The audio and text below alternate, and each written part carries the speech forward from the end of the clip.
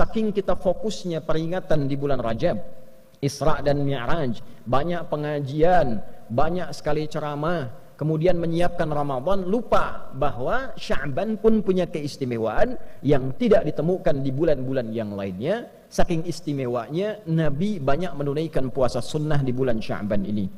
Maka apa keistimewaannya Rasulullah? Alhamdulillahi Rabbil Alamin Alladhi farada al-jumu'ata lil-mu'minin linakuna minadh dhakirin.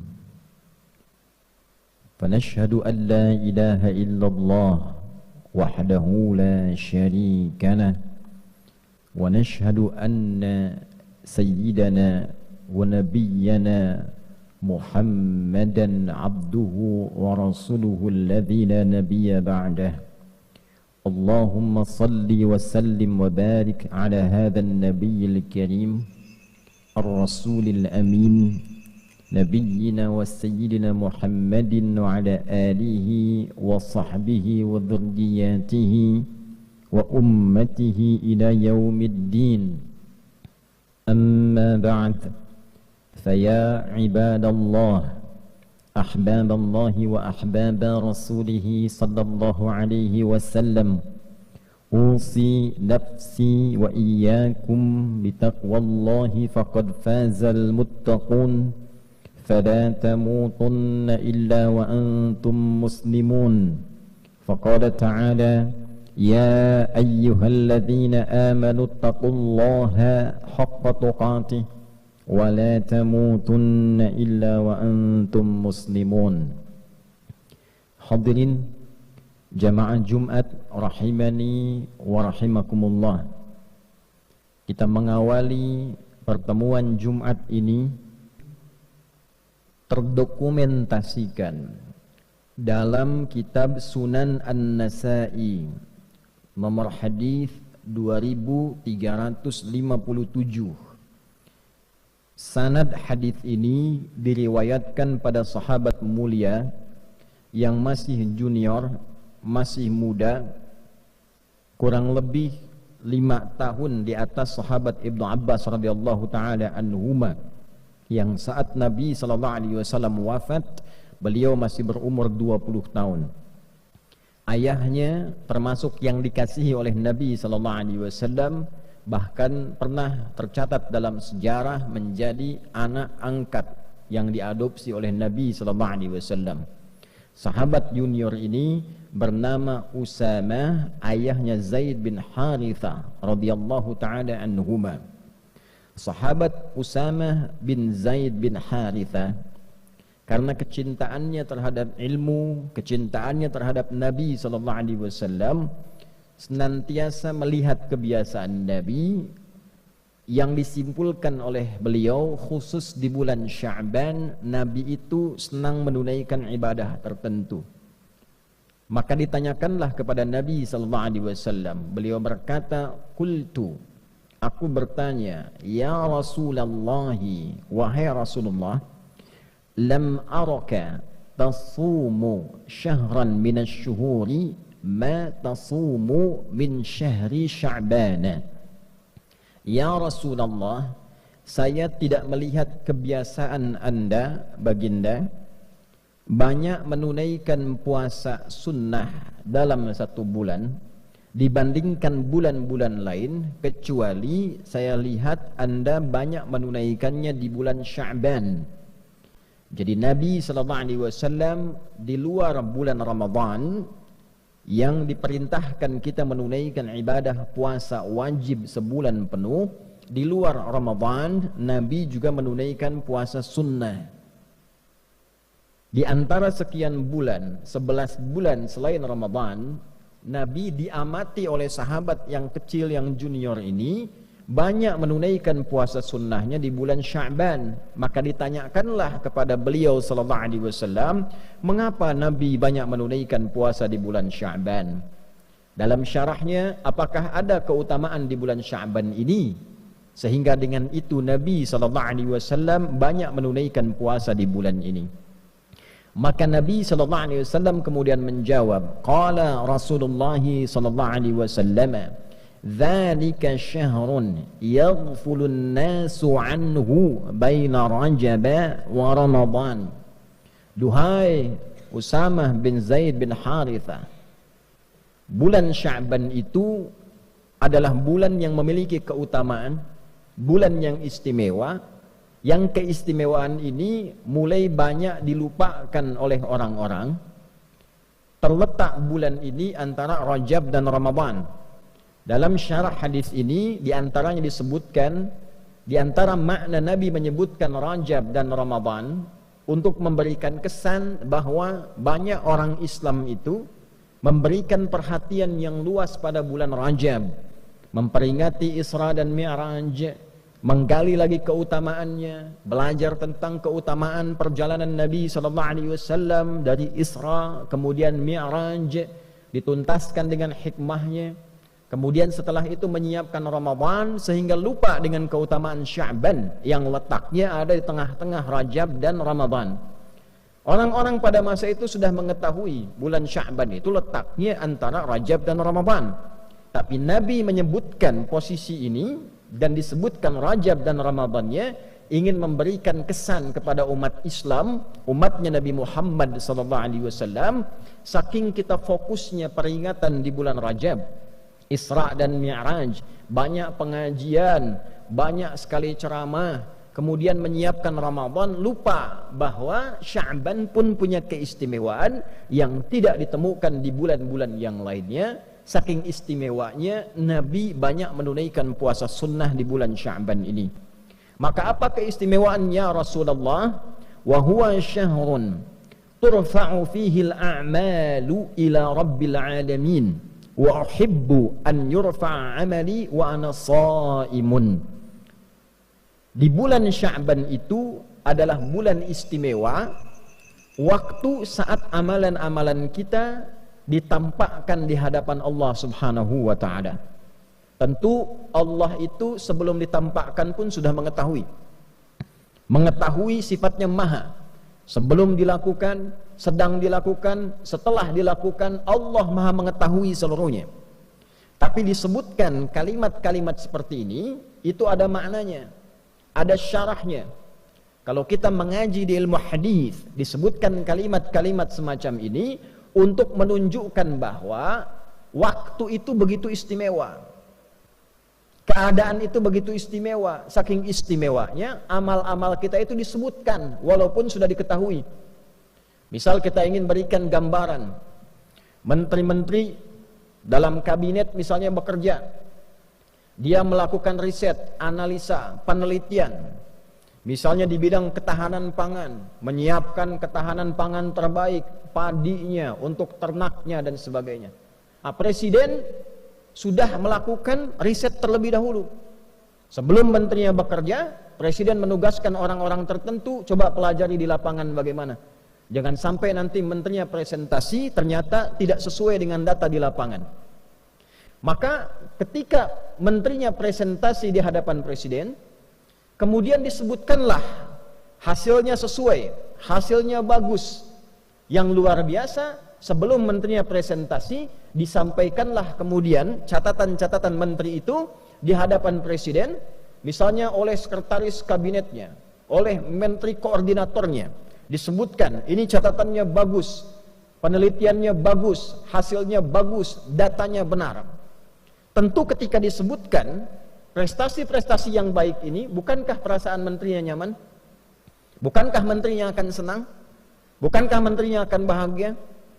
Kalau kita sekarang sedang bekerja dengan baik, berprestasi, kemudian nama kita disebut secara nasional, dipresentasikan, disebutkan di hadapan pejabat-pejabat, disebutkan di hadapan masyarakat-masyarakat, si fulan ini bagus, sholatnya bagus, sosialnya bagus, beramalnya bagus, semangatnya bagus, kenegaraannya bagus. Bukankah ketika diviralkan itu kita merasa bangga? Kita merasa senang? Sekarang orang masuk koran sudah senang, orang viral sudah senang, orang disebut-sebut sudah senang. Nah, ini ada waktunya nama dan amal kita disebut-sebut di hadapan Allah. Si fulan amalnya begini, Si fulan salatnya begini, si fulan baca Qur'annya begini, si fulan sedekahnya begini. Disebutkan di hadapan Allah sekalipun Allah sudah mengetahui itu semua untuk memberikan petunjuk kepada kita bahwa nama kita sedang disebut. Amal kita sedang diagung-agungkan. Amal kita sedang dievaluasi. Maka Nabi SAW memberi contoh kepada kita, saya akan sangat merasa senang dan gembira ketika amal saya ditampakkan di hadapan Allah, disebut-sebut, dievaluasi, saya sedang dalam keadaan menunaikan puasa. Hadirin, sekarang kita masuk pada syarahnya dengan singkat tentang hadis ini. Ada 3 pokok yang terkait dengan syarah hadis dimaksudkan. Yang pertama, tipikal seorang muslim belajar dari ilmu sanad pada hadis ini, tersambung sanadnya pada sahabat Usamah bin Zaid radhiyallahu taala anhuma jami'an. Ini sahabat anak muda, pelajar. Jadi kalau Nabi usia 43 tahun, beliau baru lahir.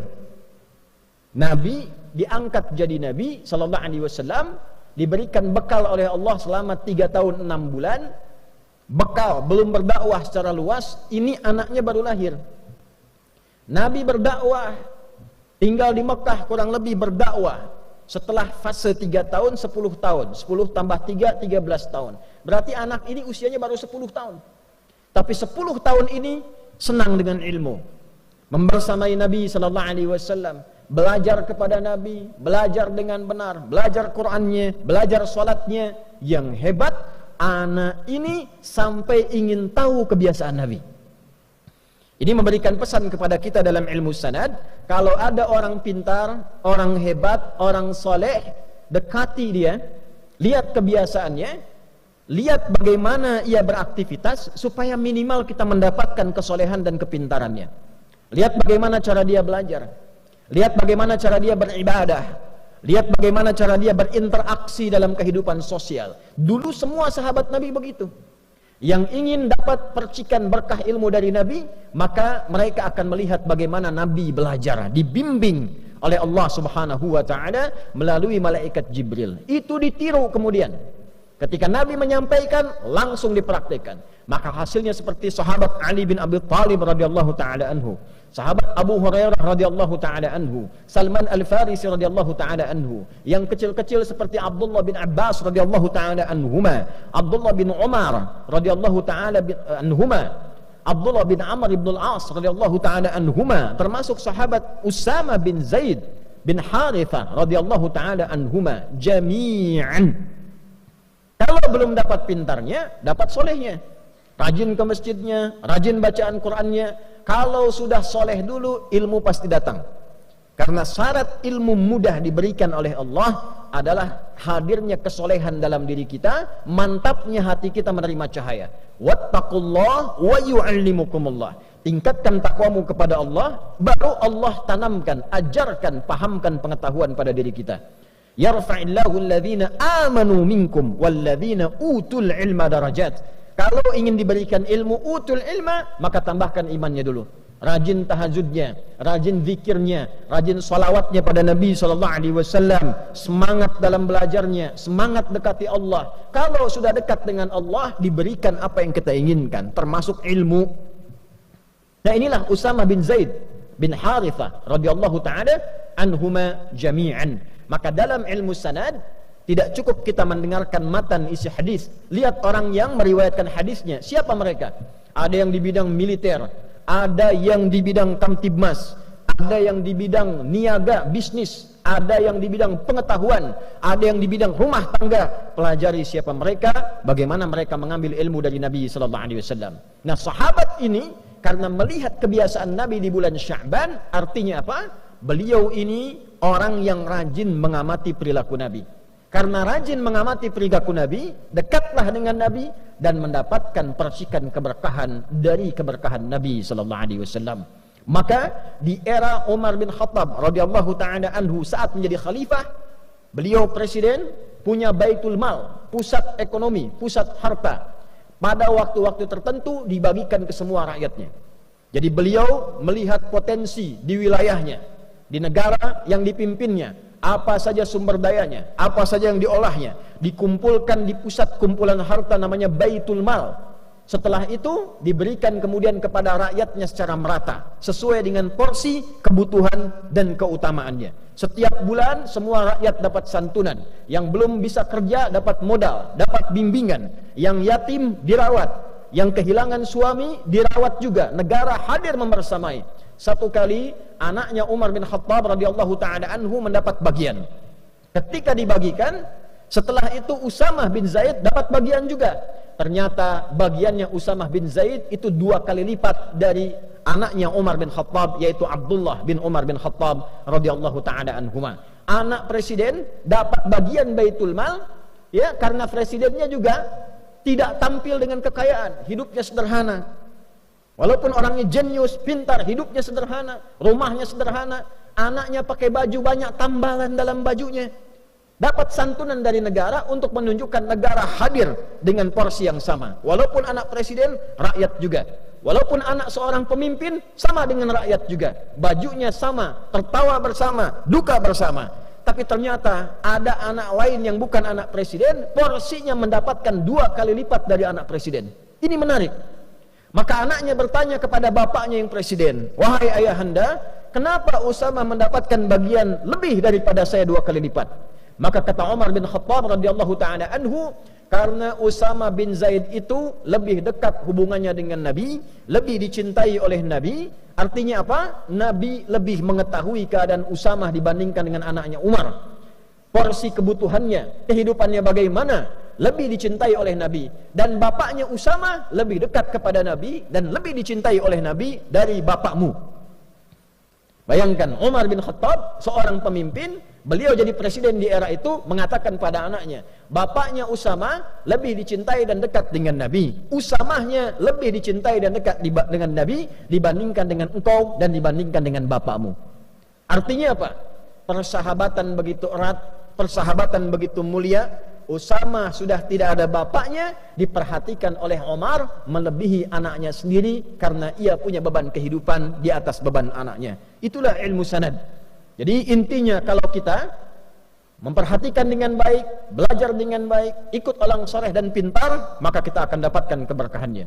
Yang kedua, hadirin dengan cepat, di dalam hadis ini juga menyampaikan keutamaan bulan Sya'ban. Sekarang kita masih di tanggal 8. Kurang lebih ada 2 pekan lebih. Masih ada 12 atau bahkan 21 hari ke depan. 21 hari masih ada keutamaannya. Setiap harinya, nanti di pertengahan bahkan malamnya, seluruh amal kita di bulan ini dibentangkan oleh malaikat, dibacakan, ditampilkan, disampaikan di hadapan Allah Subhanahu wa taala. Jadi malaikat membacakan, si fulan, ya Allah, hamba-Mu baca Al-Quran di hari ini. Si fulan berzikir, si fulan salawat pada Nabi Muhammad sallallahu alaihi wasallam. Si fulan meningkatkan bacaan Al-Qurannya. Maka dari itu kita siapkan dengan semangat di bulan Sya'ban ini, siapkan amalannya, siapkan peningkatannya, siapkan semangatnya, karena nama dan amalan kita disebut-sebut di bulan ini. Yang ketiga, Nabi mengajarkan kurikulum persiapan Ramadan di bulan Sya'ban. Ayat puasa turunnya bukan di bulan Ramadan. Ayat puasa turun di bulan Sya'ban di tahun kedua Hijrah. Ulama kemudian menyimpulkan mengapa turun di bulan Sya'ban sebagai persiapan bagi umat Nabi Muhammad sebelum masuk ke bulan Ramadan yang lebih istimewa daripada bulan Sya'ban. Karena Ramadan istimewa. Ramadan siang malamnya ada ampunan, siang malamnya ada rahmat, siang malamnya disebut-sebut kita, siang malamnya diberi peluang dibebaskan dari neraka. Lebih istimewa dari Sya'ban. Karena itulah Sya'ban kita berlatih menyiapkan diri untuk sampai ke bulan Ramadan. Apa latihan terbaiknya? Menunaikan puasa. Supaya saat Ramadan tidak kaget puasa sebulan penuh. Maka kita perbanyak puasa di bulan Sya'ban ini. Yang sudah Senin dan Kamis, Senin puasa, Selasa istirahat, Rabu puasa lagi, Kamis puasa, Jumat istirahat, Sabtu bisa istirahat, Ahad bisa istirahat. Perbanyak, yang penting perbanyak. Senin puasa lagi. Yang sudah terbiasa nanti Ayyamul Bid, Senin Kamis tambah puasa Daud. Senin puasa, Selasa istirahat, Rabu puasa, Kamis istirahat, Jumat puasa, demikian sebelum sampai ke bulan Ramadan. Kalau sudah begitu, fisik kita terbiasa, masuk Ramadan siap sebulan penuh, kita sudah terbiasa beramal, siapkan kurikulum dari sekarang. Berapa banyak yang akan dibaca di bulan Ramadan, berapa kali khatam, berapa banyak infak, berapa banyak kita salawat, siapkan dari sekarang supaya Ramadan kita sudah tangguh menghadapi bulan-bulan, hari-hari, waktu-waktu, malam-malam yang penuh dengan keistimewaan di sisi Allah Subhanahu wa taala. Itulah keutamaan bulan Sya'ban. Semoga kita dilindungi, diberikan hidayah, diberikan taufik oleh Allah Subhanahu wa taala untuk mau meningkatkan amal di bulan Sya'ban ini. Insyaallah pekan depan masuk insyaallah ke nisfu Sya'ban. Maka khususnya di malamnya perbanyak ibadah kepada Allah, perbanyak solatnya, perbanyak istighfar, perbanyak baca Al-Quran, dan semoga sesuai hadis Nabi SAW yang sahih, di malam pertengahan Sya'ban, nisfu Sya'ban, Allah menelisik ke dalam sampai ke hati kita. Maka orang-orang yang memohon ampun diampuni dosanya oleh Allah Subhanahu wa taala, kecuali orang yang masih ada iri hati, permusuhan di dalam jiwanya yang paling dalam.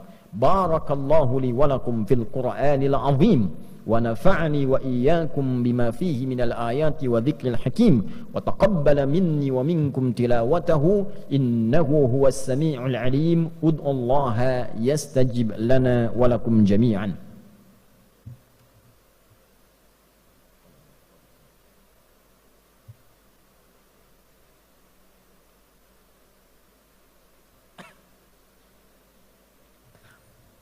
Alhamdulillah wassalatu wassalamu ala rasulillah nabiyyina wa sayyidina Muhammad ibn Abdillah wa ala alihi wa sahbihi wa man walah.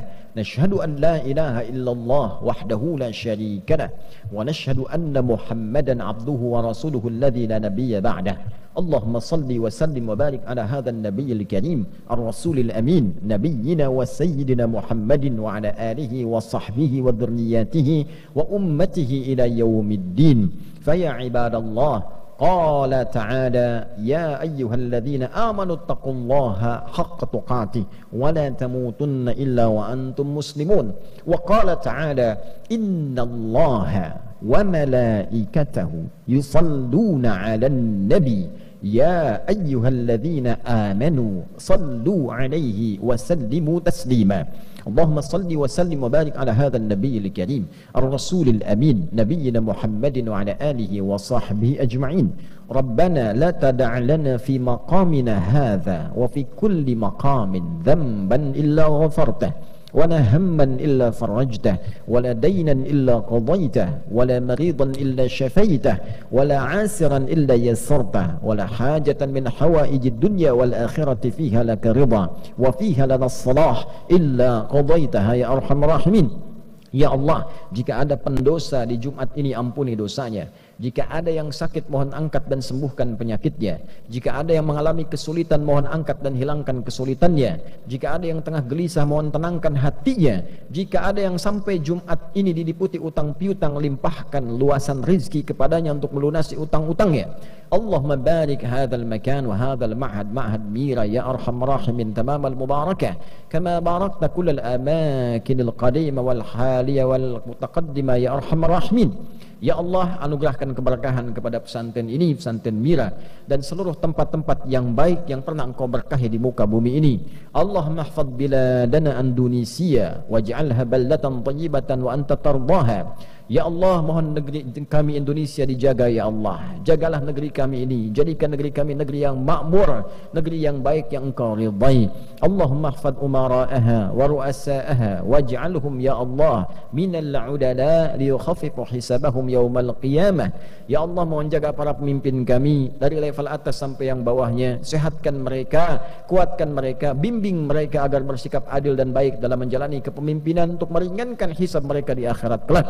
Allahumma khfad ulama'ana waj'alhum mukhlashina lakad-din. Ya Allah, mohon jaga para ulama kami, ikhlaskan mereka dalam berdakwah, berikan kemampuan mencerahkan umat, jauhkan dari perpecahan ya arhamar rahimin. Allahumma yassir lana wa la tu'assir alaina waj'alna hamalatal Qur'anil Karim waj'alil Qur'ana sahiban lana fid dunya wa syafi'an lana fil akhirati ya arhamar rahimin.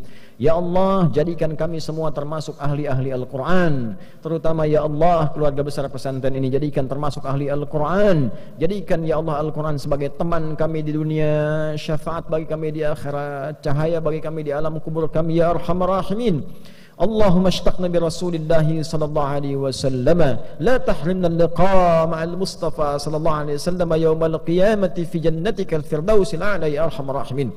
Ya Allah, anugerahkan ya Allah dari kerinduan kami kepada Nabi Muhammad sallallahu alaihi wasallam kesempatan untuk berjumpa dengan beliau, kesempatan ya Allah untuk bersua dengan beliau, kesempatan untuk tinggal di surga Firdaus dan bersamai oleh Rasulullah sallallahu alaihi wasallam.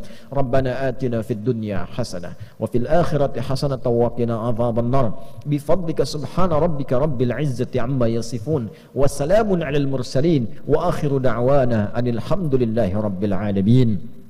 Ibadallah, innallaha ya'muru bil 'adli wal ihsan wa ita'i dzil qurba wa yanha 'anil fahsya'i wal munkari wal baghi ya'idzukum la'allakum tadhakkarun wa la dzikrullahi akbar wallahu ya'lamu ma tasna'un. Aqimus shalah yarhamukumullah.